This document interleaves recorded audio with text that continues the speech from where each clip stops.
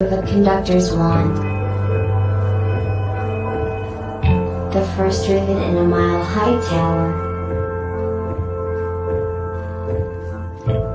The master link at the genesis of the never-ending chain. The moment a single empty canvas meets a singular master stroke. There is no one thing. Because now, there are many. Because soon, there will be more. Because one is ever the beginning. Like the first link in an infinite chain, or the first rivet in the tallest skyscraper. The master stroke is found in the masterpiece. What will you begin?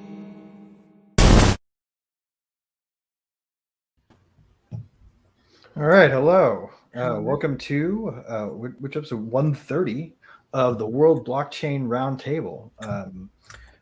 Like to say hello to our panelists today. Hey, Lisa, how are you today? Good. I'm got dogs in my lap. It's a good situation to be in if you enjoy fluffy cuteness, which Yeah. I'm a fan. And we got Satoshi Sean with us today. How are you? Good. Awesome. We were sitting there talking before the show, just goofing around. I completely forgot to get everything set up to stream. So it's really quick.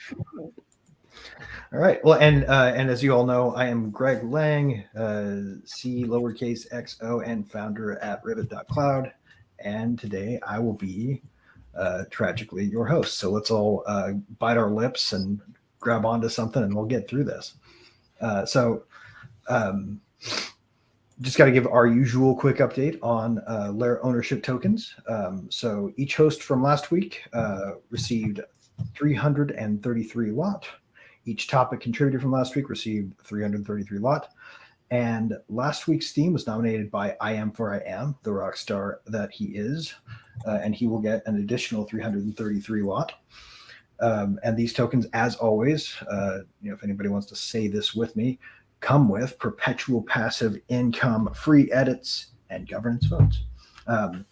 So the theme of this week is back to school, how blockchain changes education. That was nominated by I Am for I Am. So he's really just running the boards here. If anybody else is contributing topics, you guys got to step up your game. He's got a great mind. Mm-hmm. Yep, he is. Yeah, we love you, man. Oh wait, no, it's not. It's BitBuy the coin. Oh, another great mind.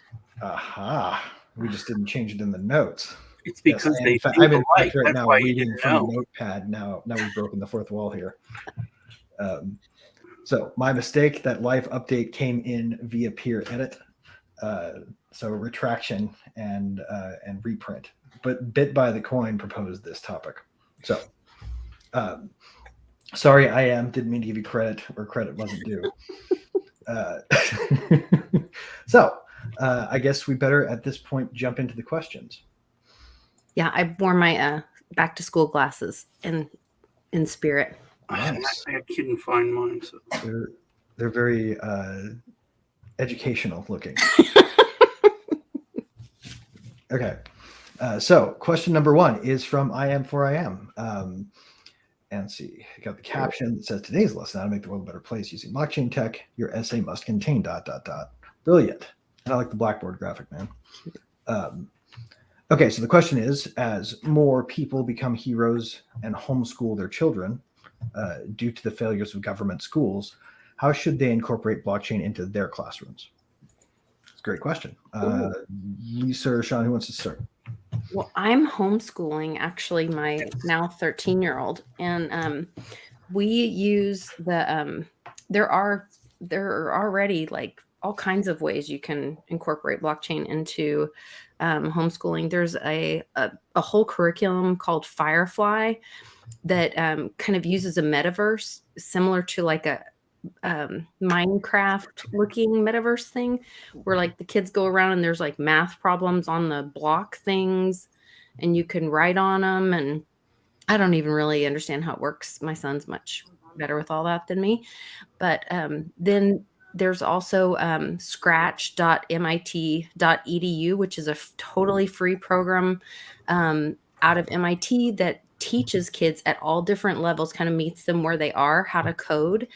And then that has a partnership with Lego, where you can get into coding and robotics, which my son is just recently kind of into and really excited about. Oh, cool. He's always been a builder and loves, Connects and roller coasters and all this kind of stuff. And so, That's awesome.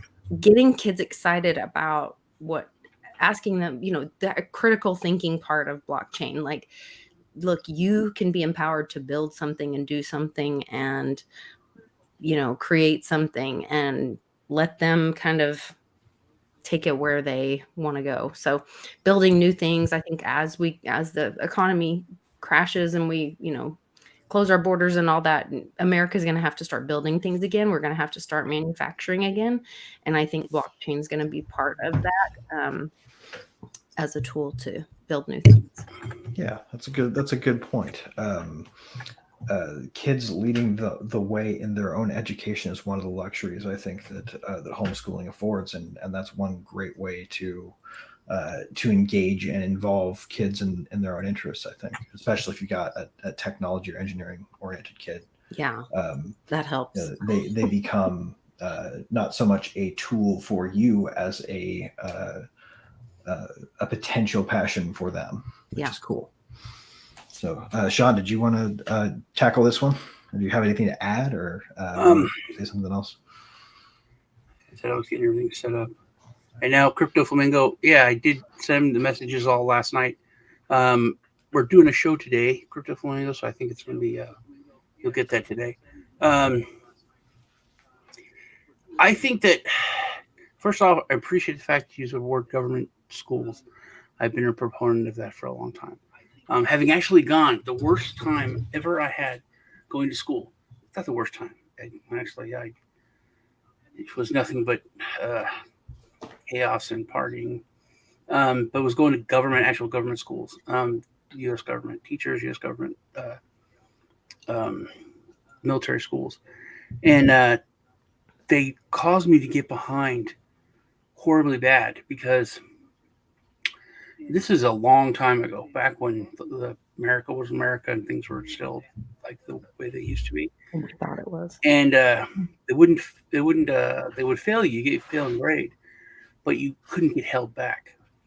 And starting in 5th grade, I think I failed one class. In the 6th grade, I failed like a lot. 7th grade, I was a very bad person. 8th grade, I was much worse. But I think I only passed gym in 7th and 8th grade, and then I came back to the U.S. and then I was like so far behind. I got caught up because I went to actual school in a foreign country. Got out of the U.S. government system. I went into that school system, and I got caught up on a lot of stuff. But literally half my curriculum was learning to speak the language. So like that's like, I guess, for immigrants or whatever, they have. That was like, because I was in class with mostly all Middle Eastern people, and so you were able to speak plain American style English because that's what was spoken at home, and you were nonetheless taking how to speak English classes. Proper English. No, we were there to learn to speak German. Oh, okay. Sorry, I had the background. I was actually in German school. That's cool. So it was like, there's another guy he was American, so I got caught up a lot, and then we came back to the U.S. I had to go to private school, literally I made up like 3 years, and then went to regular public school after that. So government schools, call them what they are government schools. They, I heard, I think it was Vivek or someone. They're like, for everyone watching this in school, in high school, in your civics class. And I'm like, hey, moron, they stopped that. We didn't have civics class when I was in high school. They got rid of that in government schools, because that's where kids learned about their rights and about their civil responsibilities. Oh yeah. That's one reason why when they saw what was going on on television in the South, they're like, "Oh, that's not allowed." What? Right. No. Mr. Johnson taught us you can't do that, and we can stop you. Right. So that's what led to, like, the civil rights movement and the unification. There was a. It's not like black people were happy about that, or the way things used to be, but until white kids in the North saw it on TV for the first time, they didn't think it existed. They didn't know about it, and then it was an injustice, and it was immediately, everyone jumped in action. That's a good point. That's a good point. And now, I think it's actually discouraged on both sides, and I think that's by design. It's discouraged to have white people and black people come together. It's discouraged for people to do anything. You're a Karen, which you could be a Karen and be a bad person, but just to stand up and say, "Hey, that's wrong. You need, fix that." I think right. As long as it's okay to be a Karen as long as you're the sort of Karen who's enforcing the will of the regime, right? Yeah. It's not okay to be a Karen if you're enforcing the rights of the individual against the state. That is true. You're like, "Hey, you're not wearing a mask, and you're 5.5 feet from me, not 6 feet." Right. Like my kind of Karen, the kind of Karen I can high five is the kind of Karen who's an anti-mask Karen, right? Who says you actually don't have a right to do that. Yeah. Make people wear this and also stay out of other people. But those kinds of Karens were awesome during the pandemic. But I mean, every side has their own Karen. It's like sort of like what's the phrase from Beer Fest? You guys remember that movie? Oh, yeah. The guy's like the extended version. He was my asshole. Kind of thing. Like he was an asshole, but he was my asshole. He was our asshole. I think that blockchain is the way to go when it comes to school. I think that it can do so much. Like Lisa was talking about, we really just scratched the surface. But people are just scratching the surface of taking back the education system. Like Lisa's just just getting into that, and I've seen it happen the past couple of years, just totally much more empowered. And also, she went from talking about kind of these bitchy chicks that she would have to deal with 2 years ago to where they're all kind of coming, and she's talking a lot more about like community, and they're asking her questions. There's a lot more unity when it comes to that, and community that I've noticed that she's talking about just with taking back the education. And I think that obviously blockchain is a great place for education. Yeah, it's a great place for blockchain. Yeah, and I would like to add that the blockchain probably has the most benefits, not so much at the use for education side of the equation, in my opinion, but more in the and you should teach your kids about blockchain. That's like a cool thing to do, but I think the use of it really is the immutable proof that it can provide. So if you are wanting to, for instance, prove to the outside world that your kids did certain things or achieved certain things or made certain things happen, right? Recording them on chain, like if you were to have a progress record for all the topic understandings and competencies that you made it through outside of the standard education system, it's a lot harder to prove that to universities and admissions boards and whatever, right? So if you want to go to a state college afterwards, which is probably just about as unrecommended as a government school these days, but if you wanted to, for some reason, you would have a harder time proving what you did, because there's not as much record keeping. So you can be your own permanent record and control your own permanent record if you leverage blockchain technology the right way. So that's probably what I would add to that. The other thing we left out was, of course, one of the great use cases that Dragonchain does, which is, just with the eternalize this and capturing history and accurate history, which will change the future once we have accurate history, and all the book burnings and the winners changing the history and all that. So I think that's another big piece. That's true. In a way, every time you make it an unspoken or stealth revision to anything in the public record on the internet, Also, you rewrite history. It's like a mini book burning every time someone does an update without crediting it. also on that note, can you imagine on the other side of it, in after school, that your diploma or your proof of education was NFTs that aren't faked? So all those people who would are applying for jobs and falsifying stuff, or even people that are not just getting their GED or whatever, and just they're losing their part-time or low-level jobs just because they find out, oh, you don't have the high school diploma, you didn't get a GED. Why didn't you do that? It's like, you've lied on this, now I have to fire you. Just all that kind of stuff.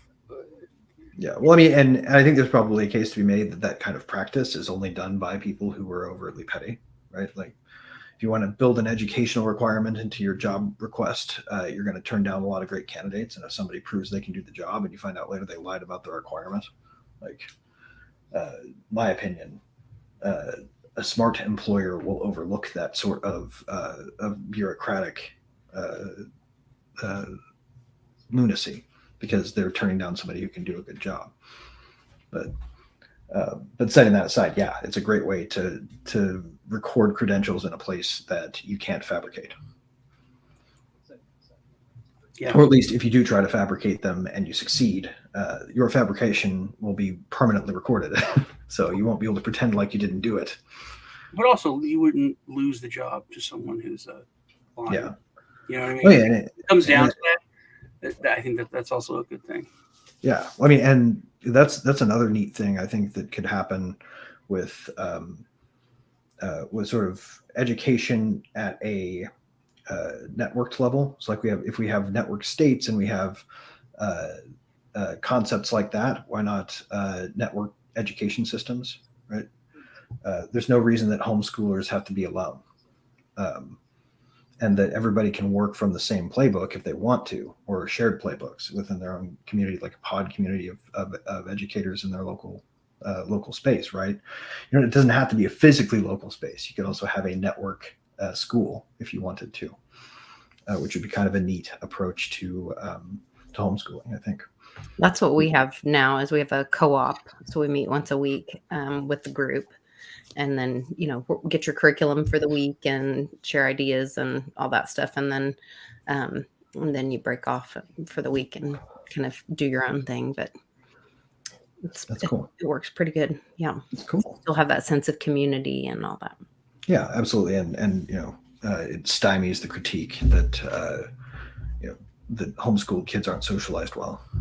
Oh, no. Well, and I can tell you the homeschool kids I've met are way more socialized than the kids that go to public government school and only look at their phone all the time and play video games and don't know how. I mean, these kids all, because they do presentations every week, they talk to adults, they're taught to critically think. That's one of, like, the school's core things. And so, like, when we first went, the very first time we were visiting different homeschool co-ops, the one that we chose, one of the biggest things about it was really cool because the kids would come up and they look my son in the eye and shake his hand and start asking him questions about himself. And I was like, what in the world, It was really and it's a silly conceit, I think, of the public or government education system, that age cohorts are the only kind of socialization that counts. Like,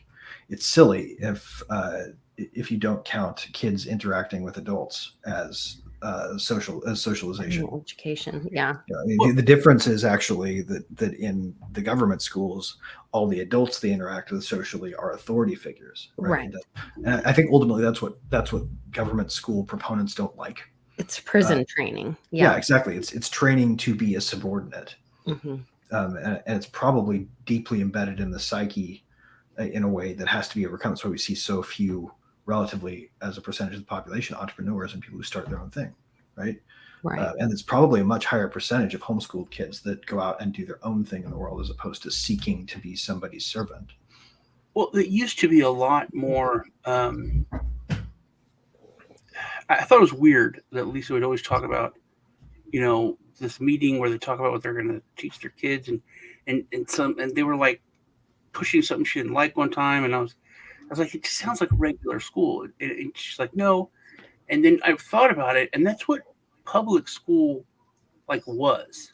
Like, there's so many things that are terrible now, but they were started. It was a good thing. There used to be like a monthly PTA meeting, and they would do stuff like every 2 weeks, and there was like such a sense of involvement with parents, like what she's talking about. Literally, they would meet. They know everything about their kids' education. They know what's going on in school. And the teachers had to face them.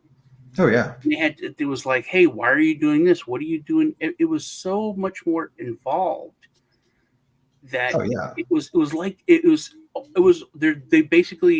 was everything that she's doing, but they didn't teach the kids, and they did a lot, with homework and stuff.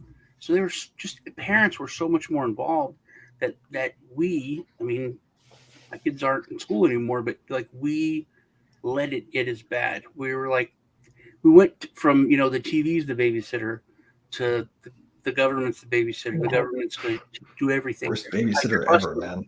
I totally trust them. I'm not going to look into it. I'm not going to find out stuff. I'm not going to question things. I'm not. And no one has PTA meetings every month anymore. At most it's like they would. It's a joke. And even so, I have I have 5 kiddos that I've raised, and 2 biological, 3 that I've adopted through foster care, and so there's quite an age difference in them. And so going through the school system, the public school system that only my youngest have I homeschooled, but all the rest all went through public or government school. And it was a dramatic difference because my 2 oldest, I was heavily involved. I was on the PTA. I was in the classroom helping cut things out when they were little and reading for the teacher when she was doing something, or, volunteering in bringing the teachers meals for once a month, for a whatever thing or whatever it was, the school fair thing, whatever, all the things. That was, so there's a 10-year age difference in my oldest and my youngest. No, 12 years. And by the time my little ones got into public school, I literally was treated like a criminal because I wanted to go in my special needs daughter's class and see what was going on. They made me wait until someone from the public school administration could come and supervise me.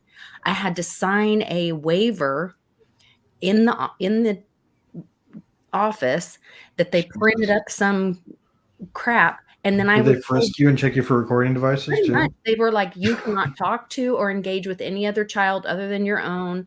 Don't do this. Don't do that. This supervisor sat next to me. Literally, I was treated like a criminal. It's not a joke. I mean, you're joking, Greg, but it's super real. Weird. I'm not joking. I was being facetious a bit. No, but I said that with a smirk. But my high school was such a difference. It wasn't open campus. We had strict, like in Killeen, they had open campus. For lunch, they could go to, Jack in the Box or McDonald's or whatever. Right. We had a closed campus. So we were like, it was super strict. Now there's a police checkpoint at the 3 entrances to the high school. What? You have to check in as a parent, and they do. Well, the reason they told me is because we've become such a litigious society, and that they are terrified of getting sued. And so they don't want, they don't want cameras in the classroom. They don't want parents knowing what's going on in the classroom. They're terrified. They're so scared of parents that they don't want parents in the classroom. But that's where, when you have children involved, you have got to have transparency. Right. Children are only safe in a transparent society. And so that is a dangerous, dangerous situation. And and you got to wonder what they're so scared of. What are they doing that's making them so scared? Because they didn't used to be. I've heard, the change in things, and this is like what we're basically society is probably, at this if point. Anything, less litigious. I've heard now that the cry is victim empowerment. Is that, hey, the education of your kids, mom, should be left to the professionals. Mm-hmm. So why did you go back to baking your cookies and being stupid. No, they want mom to go to work so they can get more taxes. Yeah, but Yeah, the teachers have said they that definitely the don't past want 2 you years intervening in their brainwashing that program. basically they're professionals. Yeah. That you are a quack who's trying to sell crystals and powders and get people to eat mushrooms, and they're the real doctors. Right. So And if you're able to observe their methods, you're able to understand exactly where the ideas that are coming home are coming from. or you're interfering. You're basically in the operating room saying, "Hey, what's that? Hey, what are you doing there?" It's ridiculous. The level of snobbery that I've heard from teachers. I think it has to be part of a bigger agenda. It's taking away the parents' last bit of a. I think maybe it's more the culmination of an agenda that's been around for a long time. Like the whole thing was But the created. pendulum is swinging. That's what changed things. That's what caused problem or things in the last election, not the last one, but the one before. They were like, why? And it was moms that came out and they're like, no. You sided with the school board when they told me I couldn't have a say. You're gone. That's what made them care. So, fun story from my point of view on this one. And I think another place where blockchains may be useful in helping kids who are, ahead of things prove it, because I came into to first grade and was reading like adult novels, right? What does not? It was like Michael Crichton was my favorite thing to read when I was in first grade. I was a big fan, and I was forced regularly to rewrite my ABCs over and over again. At which point, I rebelled and stopped doing it and started refusing to do the work. Mm-hmm. Right. And the system that we have said that I had to do that and that I was the problem there. Rather than you got this kid who can read fucking Michael Crichton in first grade, and you're just tracking him with everybody else and stuffing him into the same box. And maybe that assignment was appropriate for the kid sitting behind me who couldn't read the word "the" appropriately yet, but but for me it was just torture. Right? I checked out of school by third grade because of that. And it was just this giant time suck that I had to deal with. But if we can build in systems that can prove what you're capable of outside of the school system, proving what you're capable of, it's a lot easier to make a case that that, for instance, you should be allowed access to certain things or be treated as if you were credentialed in certain things when you haven't formally been. It takes that. It's a way to extract the power of the credential from the government. So. Let's check out the next question. I think we've properly addressed the first one. Yeah.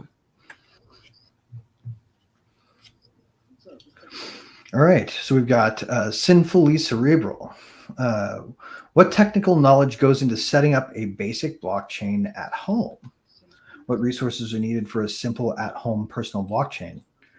What are some techniques we could use to popularize blockchain, open source information, reputation to integrate blockchain into schools? Okay, so that's a good question. You guys want to take a swing, or shall I? You go ahead, because I don't know what it means about. We're technical confused. That's you, dude. Yeah, I'm not. So setting up a blockchain of your own requires 2 nodes, right? You can set your own network up with 2 nodes, but the probably a better way to think about home blockchain would be to set yourself up to access one of the existing public ones, right? Custom purposing your own layer 2, for example, it would be a highly technically advanced. It would require you to understand how to do step 1, which would be set up your own node, sync it with the network, and get it up and running so that you can ask questions of it and build applications off of it. And if you're just getting started, that's where you should start. So don't necessarily jump immediately to the idea of building your own at home, but rather purposing a public one for your own educational use. And if you get to the point where you need something more advanced for your purposes, like your own custom fork of Tendermint, for example, which if you're at the level where you're ready to set up your own blockchain from home, you would know what I meant by that. And if you haven't got to the point where you're able to speak in terms of forks of existing template networks that are designed to be forked for that purpose, right? You're not ready to build an optimism fork and stand up your own home version of Base.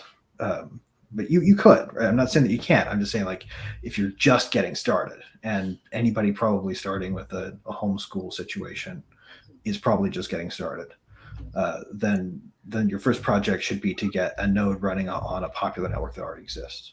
And for that, I would recommend Ethereum, because it's a really good one to start with. I got a question on that. On if you're setting up school, I'm talking, we're changing the school system now again and moving to this. We all think blockchain is the future, and it's kind of a buzz thing to say.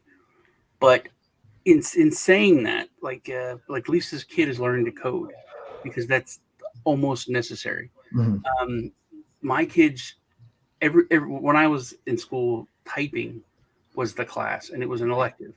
Now they don't learn handwriting. They don't know how to write in cursive, but everybody has to take keyboarding. It's not called typing. It's called keyboarding. Everyone has to learn how to type. I kind of find that unfortunate, based on what I know of the way that cognitive when I would write stuff, happens. and like all my friends, my kids' friends, thought I was like Harry Potter writing a spell or something. They were just completely, what is that? Well, that's also how they can destroy history. Because if you think about it, a lot of our founding documents are written in cursive. Yeah. Cursive is a foreign language to we went into depth on that. You can literally write an overlay very easily.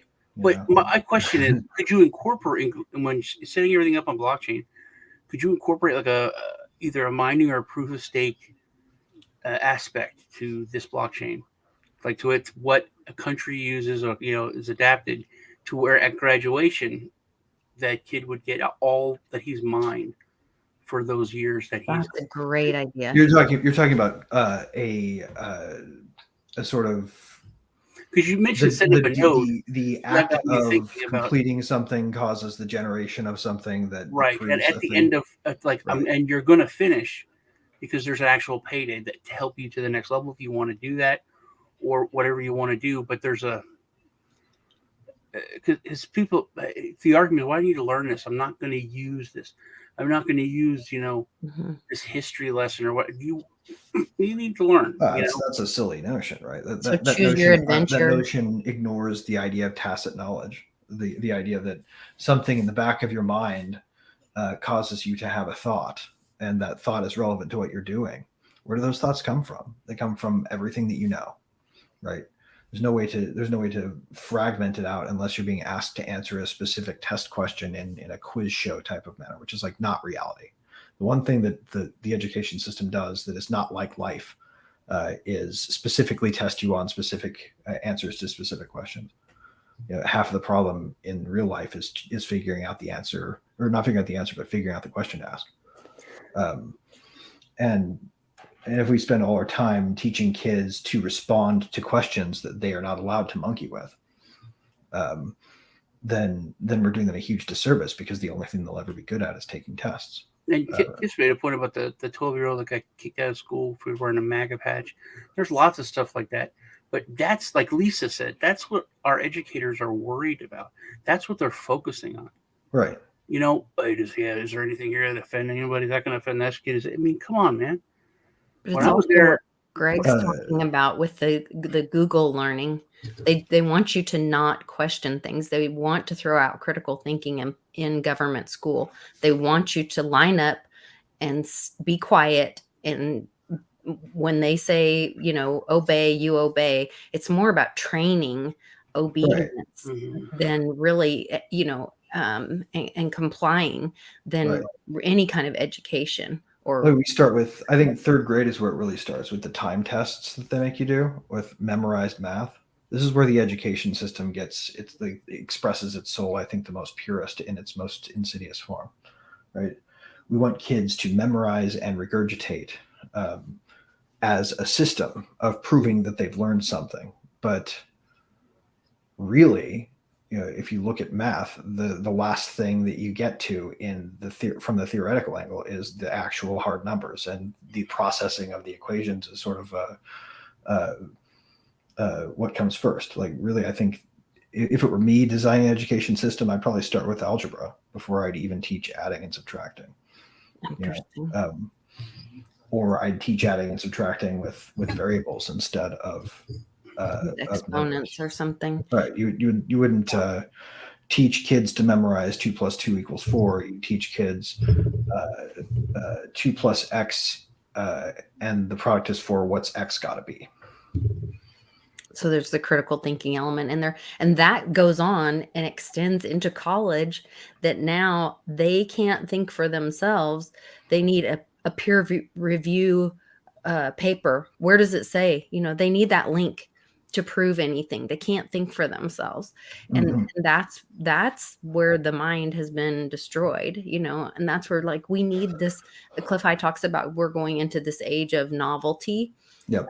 Which is exciting to me. And a lot of that is created when there's scarcity or there's hard times. Then people, we're a resilient human force. Well, we need people permission to slow down, especially kids, to slow down and focus on the deep dive, right? I feel like there's not enough depth. Yeah. And that's one thing that's true about, like, if we go back to the question, setting up your own blockchain, right? That's going to require some depth. And you're going to run into a situation where a variable 1, I've got to get this node stood up. What does that even do? What does this even mean? Okay, there are 500 pages of documentation I have to read if I really want to understand how this works. And if I go deeper than that and I want to understand how the code behind it works, then holy shit, what's a Merkle tree, right? And you can teach an entire graduate program, like a series of courses at the graduate level on understanding Merkle trees and Merkle roots. Like, you would not be able to do that in a regimented time test memorization type fashion. You have to be able to slow down, and you have to be able to reason about very small minutia and expand them to their full breadth. And that's something that I think our education system's probably equipped to do, but something that homeschool can do right. So I guess just to add on to what I said earlier, you guys know what a blockchain with one node is called? What? It's called a database. Server. Yeah, I was going to say. So if you really want to start the simplest home blockchain, set up an Airtable. It's actually, I hadn't thought about this for a long time, but it's a lot more insidious. I grew up in the South, and I played football. And that was the main thing. A kid becomes a product. I didn't really have a say-so in my own education. And it became apparent when I dated a smart girl. Because we got our report cards, and I got a 90 in my stupid kid class. And she got a 70 in her honors class. Yeah. But we got the same GPA. And I'm like, why do we get the same GPA? I had a 90. And she's like, yeah, it's honors class. Like, you say that like it matters. What do you mean? Oh, I get an automatic 1 extra point on my GPA. And you're in stupid kid classes, so they take away 1. And I was like, but they put me in the stupid kid class. They only get 3 grade points for an A+ in the remedial classes. That's bullshit. Yeah, I got a 90. I got an A, a 90. And I got a 2.0. That sucks. 1.5 or something. Yeah, it was because they -1. But that's the thing. They're like, hey, no pass, no play. All are taking correlated classes. I went to the highest math I got was pre-algebra. Not algebra, but pre-algebra. Oh my God. Yeah, and then what is pre-algebra even? It's an 8th grade class. But I mean, what is it? That was my senior year, and it's an 8th grade class. I never took pre-algebra. And that's another thing. But I always wondered what it was. Like, as a like topic. Pre-pregnant. Right. My teacher's like, you guys are doing the same thing in my algebra class. Variable algebra. Once I learned, I was giving up a grade point average. I'm like, why? It should be much easier. Why are you giving us the same stuff? Sure, give you regular class. I was so mad when I learned that part of the system. Wow. Yeah. Well, that's another, I think, interesting place where data enrichment and thus blockchains can help, right? What's the, I forget exactly which film this was, but something like it takes 3 numbers to measure your ass for your pants, but you're only going to use 1 number to measure my kid. I haven't heard that. Because it's weird when you think about it. Like there's more complex calculus in a suit jacket than there is in the way that they grade kids in the system. I see what you're saying. There's no way to keep track of subjectives that show off skills. Well, and I understand grading, like as in a child's understanding or as a progress method, but to grade the child is like, it just means you're doing a bad job teaching, most likely. That's where it kind of needs to be turned on its head. Right. Yeah. I think grades do speak more to the quality of the education than they do to the quality of the student. Mm-hmm. That's for sure. But yeah, okay. There were some other parts of this question. Let's pull it back up. I wanted to see what he was talking about the rewards, I think, or the and Joe was in the chat and said that. Yeah, he was asking about like what could the average person set that up? What special equipment would they need? But then the reputation integrated into schools, and I think that's where, and maybe that's part of what you were saying too, Sean, about having the rewards. System built in. Could that be a solution where at the end of it, instead of getting a diploma on a little piece of cardboard and paper or whatever, the system works like really well. I mean, how many kids read all their books so that at the end they have the pizza party or their principal eat a worm or that's my. And at the same time, like the way that they measure completion of my kids read more books than I did. And that I had, because their teacher or their principal was going to eat a worm if like the school read 1,000 books or something.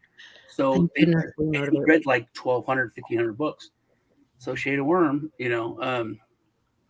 But yeah, that they know that reward system works, but there's like nothing like at the end to help them move on, to help them to the next level. There's nothing. It's like you get a ceremony, you get this piece of paper, and kids are like angry. Like there's so much angst, like, oh, I'm done, screw you, I made it, I have these shackles are coming off. There's so much anger at the end of the line now. I think it should be like a much more kind of a, because it is an us versus them mentality when you're in those government schools. I mean, I remember the feeling, it felt like prison. I felt like the guards against the inmates, it didn't feel like the teachers were there, at least for me. That was not my experience. I did not have teachers that were there to like lift me up and help me on to my future or whatever. It was people trying to catch people doing things bad or wrong. Right. It's a demerit based system. Yeah. Right? Everybody starts with a presumed 100% and you lose points, as opposed to everybody starts out at 0 and gains them. Yeah. Which I think would be a more useful way to go. And it's really hard to think about how blockchain and open source information can directly facilitate this, but I think the way that it needs to be thought of is as a support, right? The information that you can capture in it can be captured indisputably. So if you're worried about keeping track of too many subjectives and not measuring a focused enough set of information that it's manageable, a lot of that is about managing its authenticity and its verifiability, right? The administrative overhead of tracking too much, of recording too much, is really what keeps people from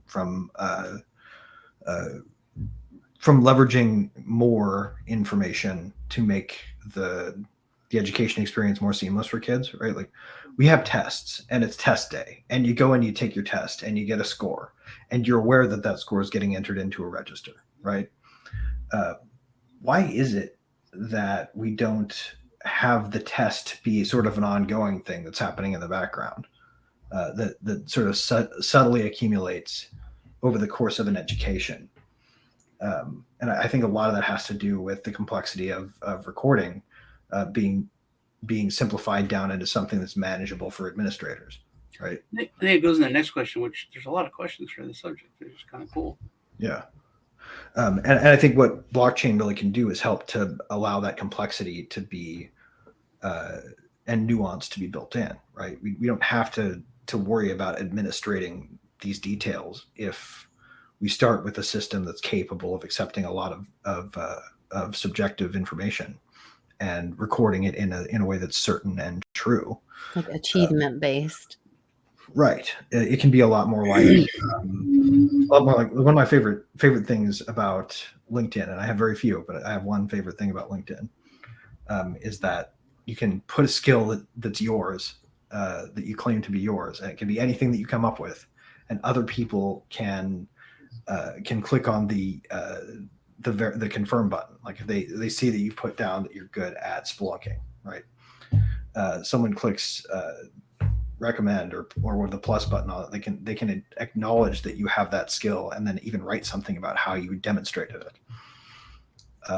And to me, if we had something like that was recorded in an immutable medium, we could open up the field to a lot more metrics than it takes to measure a pant size, to demonstrate, and record how kids are progressing and what kind of things they're progressing in. Like that, I have a kind of a question, a technical question. I am for answer that AI will replace all of this, and then there's Jacob Wayne asked the generic question. You're curious, how could the use of blockchain be used in homeschooling? We're talking about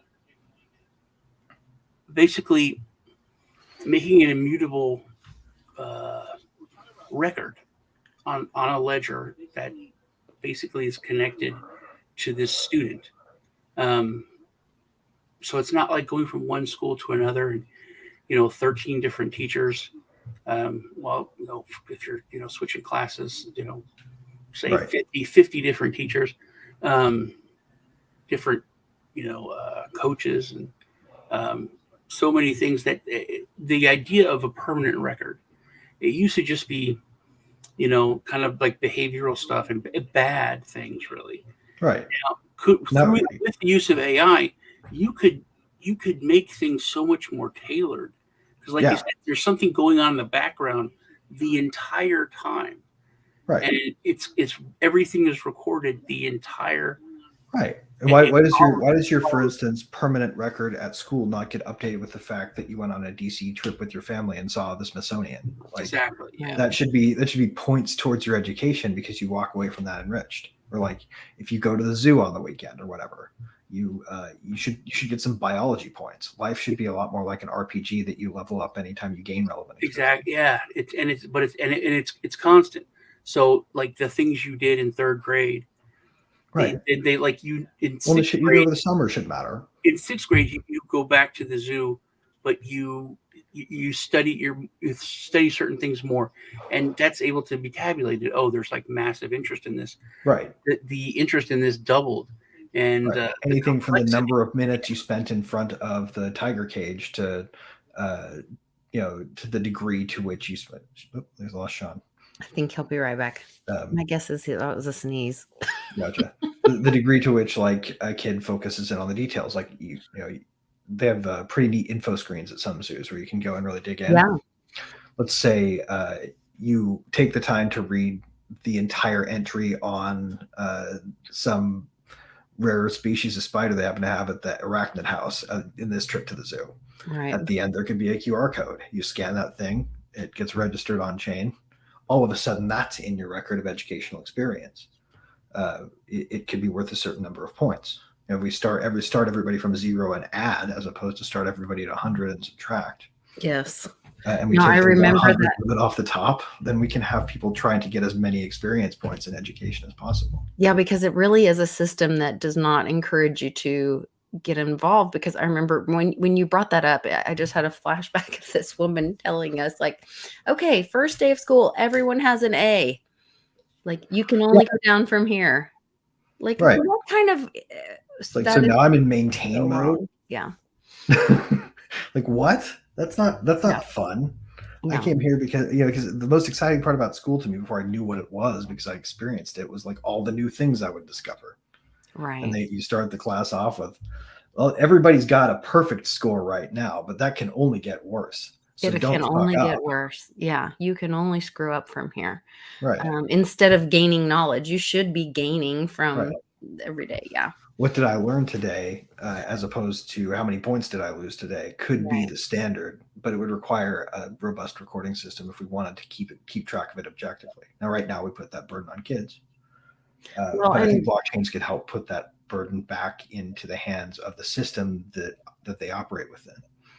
yeah, and the things that the kids do, like, and the co-op that we do, kids do presentation every week on different subjects, and usually you're working on a presentation skill, and then we have like a different subject that you're either focusing on or learning or whatever. But it could be something as great as going to the zoo and going around the little things and reading about something, and then you do a presentation on one of the animals, and then that, yes, you did, and Right. did it great, and your peers. So what we do is we encourage the kids to participate. That's why they all have great eye contact, and they learn to ask questions and critically think, Right. engage their brain, and listen when Right somebody's there. talking. And so that, just like you were saying with the LinkedIn thing, the child could do their presentation and they could have their peer review. Well, if they hadn't been to the zoo and they didn't already have that experience on their record, right? If they hadn't already earned those experience points, paying close attention and asking a good question, just like we reward question askers on World Blockchain Roundtable, could earn you some tokens, right? Like, Sure. That system could be possible to where like everything that you learn is an opportunity to cash in on building your experience level. And you're both learning together, and you're both earning, because the person critically thinking, asking the questions should be rewarded for their contribution to the conversation, as well as the presenter or the person bringing the information in. Sounds kind of like Well, that would be interesting too, because we don't want to make it so that social. like kids are able to sell unused pass points on Uniswap, right? Like you shouldn't be able to go and like buy with ETH, well, a thing that will get you passed on to the 5th grade or whatever. Right. This would be a thing where we're transparent. When anywhere children are involved, you have to have transparency. This is not like a Monero token would not be good in this use case. Right. This would need something where identity and but it might like buy you a pass on to like enough animal points might buy you a pass onto an advanced field trip to a biology lab, Yeah. So you could have them still spendable if you wanted to give kids some kind of material reward for what they accomplish. You could say that every time you earn something towards one of these topics, you can spend them towards something related to one of these topics that requires you to have this prerequisite information that you've demonstrated. Yeah. Well, and in colleges too, I was talking with a friend of mine about, they were doing like these like life skill, it's kind of off campus. He's a coach. He's a football coach at one of the big schools here. And they were doing like a life skills thing and kind of bettering yourself and whatever. And they had mentors, and they were trying to figure out how to like encourage them to keep going. And so then we started talking about using coins or tokens and having the school have a coin or a token. And it's like, if you participate in this life skill mentorship kind of program, and you do these things, then you earn these tokens that then the school could give them. I don't know if you use it for books or towards tuition or whatever, Like maybe you earn enough, if you earn enough points to prove that you understand something, you should be able to buy an opt out of the test or something like that. Who knows? Yes. And Joe made the point Imagine graduates of a given class being rewarded for tutorial services for ongoing students. There's a lot. I was thinking on this with the AI and blockchain, and you were talking about how much better it is to have like the homeschooling. I think the social aspect is better for like a community school because there are certain things that I like civic pride. Oh, bulldog, go, your town. A lot of stuff like that you learn, which is good.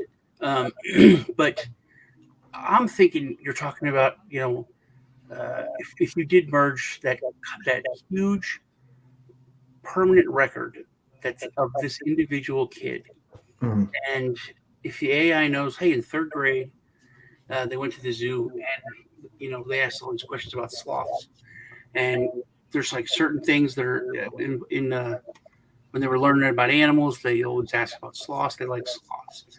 So in like Sloths high are school biology, fascinating. hey, let's throw some sloth, information in there, and we know the kid will be much more interested in biology as a whole on this subject. Is there a sloth PFP project? Has anybody made a sloth NFT series? Yeah, I think there is. There There's ought to also be. a horrible new horror movie called I gotta look it up, but it's a sloth that goes. It's in a sorority house. Goes around. Let's see if we can roll through the next two questions. How many questions do we have left? We have Jacob Wayne's and Joe's, and we're good. We just really answered Jacob Wayne's. Okay.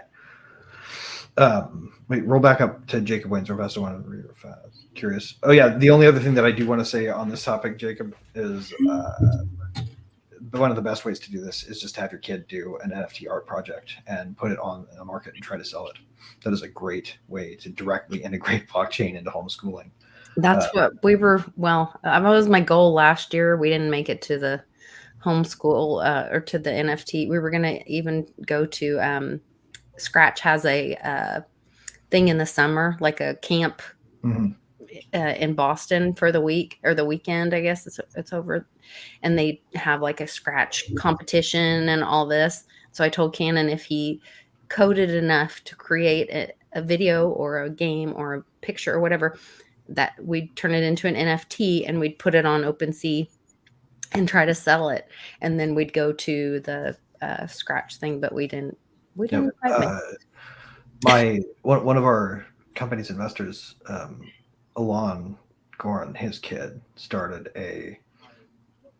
an art project called poo-poo.eth. and literally they would just upload like kids' drawings to like scan them and create NFTs out of them.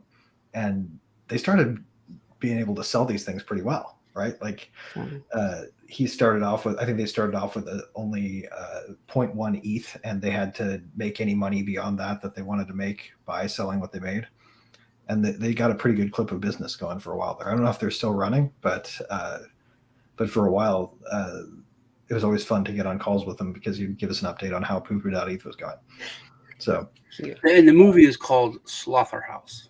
It looks brilliant. It looks so bad. Okay, last one then. Let's see what Joe has to ask here. Can we scroll down a bit? In your own opinion, and this meme's awesome. Let's see what this. Oh, geez. That's ridiculous. In your own opinion, why have we seen no progress with educational credentials being placed, standardized or not, on chain? # Free Palestine. And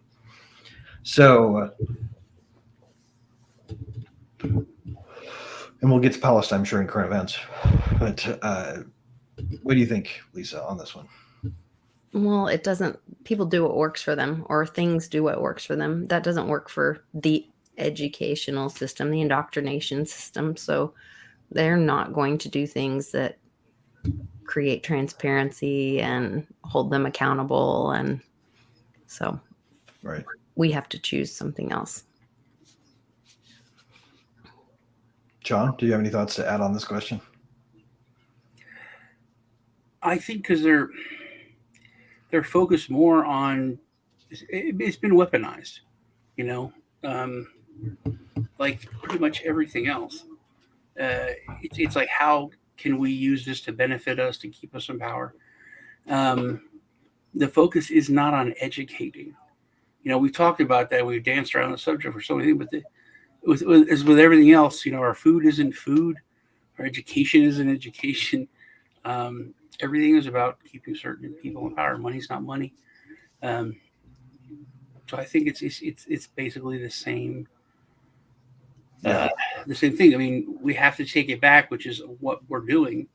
But I don't think progress will be made unless you care about it. Yeah. And the only thing we can all agree that the people in charge of money, education, whoever, they don't care about anything but their own power. Yeah. Control. Mhm.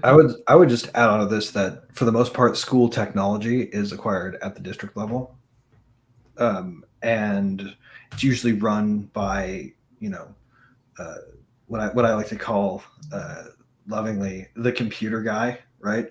It's like somebody who had no expertise in computers that held themselves out as an expert because they decided they wanted to do it, and they got into like gaming early, and they just sort of became the local computer guy. It's like the guy who knows how to hard restart Microsoft's Windows apps when nobody else does, or somebody who knows how to uh, uh, to feel their way through the Active Directory system to apply administrative privileges or whatever. Those folks end up being the ones who are in charge of technology and who administrators of the schools take recommendations from. You have to be able to reach those people with information about how blockchain can benefit them before we can get there. And I think it's too complex at the current level right now that we're at to demonstrate those benefits in a way they can implement it similarly to how they implement everything else, which is tell the administration that they need to buy this product for everybody. Right? It will take a concerted effort and a project designed to specifically target some need they have. For homeschooling, I think that would be a lot easier because you have a lot smarter set of administrators who care a lot more about the individual cases, i.e., the parents, right? So I think that it really begins with parents who homeschool who are also blockchain people. So Lisa, you'd be like a prime candidate for getting something like this started. Mm. But at the like the public school or government school level, we're going to have to learn how to sell to some low end IT admins before we can get there. And to get there, we got a lot of technological advancement or a lot of technological progress to make. Or get the parents involved. Yeah. In those positions. Have Yeah, the parents, those same people that care so much about the kids, get them in those positions. And then we'll get there. It's just right now we're more at the stage where I think the best way for education to integrate blockchains is to get kids on hack projects, because we don't know how it's going to get used yet or how it's best used. And once we get to the point where we can, then we'll know it because all of those IT people at the low end sort of self-appoint them the local computer guy. Those people will be able to understand why they need it and why they would want it, and it will be easy enough to sell to them by talking to them. So it's weird that everyone knows how something is, and then they still do it anyway. Yeah. Like the joke is, oh, it's good enough for government work. That's like super old. It's good enough for government work. Hey, let's make them, be in charge of our kids' education. Yeah. Yeah. That it's. So you're saying it's corrupt and perverted? Yeah. That's good enough for government work? All right. Okay. Well, that's all the questions we have. Are we all ready to fire up the current events canon and get started there? Sure. I think so. I don't know if we're going to do the little clip we usually do or not, but we can just jump right in if not. 1, 2, 3. No clip. Okay. While nuclear weapons states can exert unlimited violence over even millions of individuals, strong cryptography means that a state, even by exercising unlimited violence, cannot violate the intent of individuals to keep secrets from them. Cryptography is the ultimate form of non-violent direct action.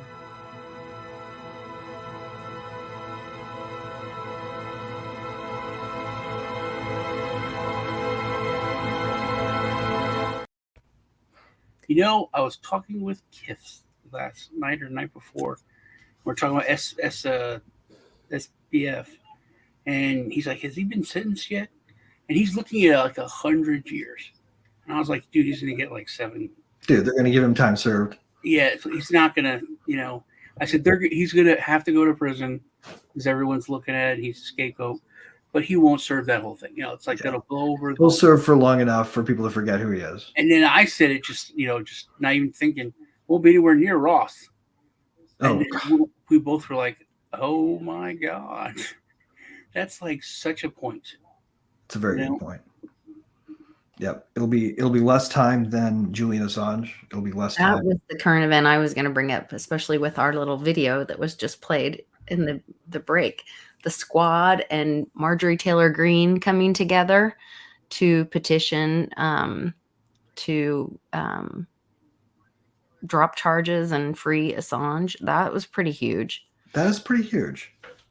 That's it was unexpected. Very opposing forces. Well, I mean, and I think there's some advantage here in what's going on right now. Like one thing that I think is good about the Palestine situation is it's reminding the left that they can be targeted by the censorship and surveillance machine too. One thing that I've always been about is getting rid of that fucking system and defeating that system that uses surveillance and censorship to punish, right? Whether you're the in-group or the out-group, in power of it shouldn't be the contention. The contention should be, are we protecting the process by which people can disagree, right? Because I don't care if you're far left or far right. You should be allowed to disagree with one another as vociferously as you do, right? And it should be not a question of whether or not the state is in control of your group or their group for that, for whether or not you can speak freely. So I think that's probably freeing Assange and the situation with Palestine kind of coming to a head has reminded the left that they need free speech too. I'm glad they're talking about it, and because even just bringing up Ross right now, it's like, oh wait, he's like rotting away, and everyone's forgetting about him. People at least are talking about Julian and bringing him up. But meanwhile, Nikki Haley's making these ridiculous public statements, wanting everyone to be, identified, line up, and make sure that you have your gold star on to know who you are. Insane, man. And I've talked to you about that a lot because you're like, this is great, and I'm like, well, is it really? Because it's this, and you're like, wow, that is true. You have to really think it all the way through. Like I'm happy about it because my side won, but if I look at it the other way, yeah. And it's like it goes back to the frogs are gay guy, Alex Jones. Everybody was like, yeah, I'm glad they got it. It's like, no. You can't let that happen. If it didn't take 2 years? 2 years they went from being allowed to do that to having total control, deplatforming anyone, totally having total power, but they use that us versus them, and it all goes everything started with Obama. You're doing it to protect you. It started way before Obama. This started with Obama stuff. It was like, and then Trump, it cemented it. It's like, Trump is terrible because of this. Well, Obama did this, and it's like, when did that become the argument? When did that become the argument where it's okay for my side to do something wrong because your side did something wrong first? Right. And that's blatant. That's an eye for an eye makes the whole world blind. Yeah. And the Republicans came in and they started. They flipped the script and started doing stuff, and the Democrats were like, "Hey, that's wrong," and they're like, "Yes, it is." And you did it to us the last 3 years, 4 years, right? And it's tempting to be passive aggressive and snide about it, right? Like it's tempting to leverage the fact that the cultural dynamic is in favor of that at the moment, and it's tempting to leverage it unironically. But but we hurt ourselves if we allow the dynamic to continue. And right now the ball's in our court. Right. But this country used to do things because it was right. I mean, Yeah. that was it. And it's the things that it ought to again, Sean. It ought to again. This powerful thing that I think it was Hamilton. I think he said a million spent on defense before a penny paid in tribute. And I don't know if y'all know about the Barbary Coast, the Muslim pirates, the Muslim empire, these pirate countries, Morocco, Algiers, Tripoli. There was they ruled the seas, and they would pirate anyone, right? Yeah. And England and Spain and one other country were the only navy that could beat them. Yep. But the cost to fight them in a war would be huge. Right. So they said, look, okay, we'll pay you so much money, leave our ships alone. And that meant they would plunder any of their ships. They had a reign of terror for 300 years. 300 years. And then this upstart country came about, America. This was 1778. So it was under Washington. And he sent a letter like, hey, we're America. We just beat the crap out of it. And they're like, who are you? What? We just beat the crap out of Britain. Like, you beat the crap out of Britain? Really? You? And don't mess with our ships, man. So I think Morocco backed off, but the other countries, they were part of the Persian Empire. Morocco was a sovereign country. They were their own country. They were all their own countries, but these other three were part of the Ottoman Empire. So they had the Ottoman Empire to back them up. Whereas if the U.S. went to war with Morocco, it's just Morocco. So Morocco's like, I don't want to mess with you. You beat the crap out of England. All right. So that's the first treaty and the longest treaty ever is between us and Morocco. Really? Interesting. The longest treaty that's been held, and it's still good. Anyway, so this is why the U.S. Navy was formed. If you look at the first line of the charter, is that the U.S. Navy is being chartered and built to destroy the Barbary Coast Muslim pirates. That's it. That's why it was started. Huh. So, Washington was this is at the end when he was the king of the United States. People didn't know if he was ever gonna not be the president. And he just went to Congress and said, hey, we're making a Navy. Let's go. We want to spend $1 million on it. They built the Navy, and then he left. And then the next guy that came in paid. He was like, no, we're not going to. The Navy was finished. And he's like, no, man, we're not going to go to war with all these countries and do that. We'll pay this tribute. So they paid it for 8 years, 7 years. And then Hamilton, he came in and it's like, no, we're gonna attack these countries. They got to know they can't mess with us. And so he goes to attack them, but something happened, I forget. But they went to war for a little bit and then pulled back.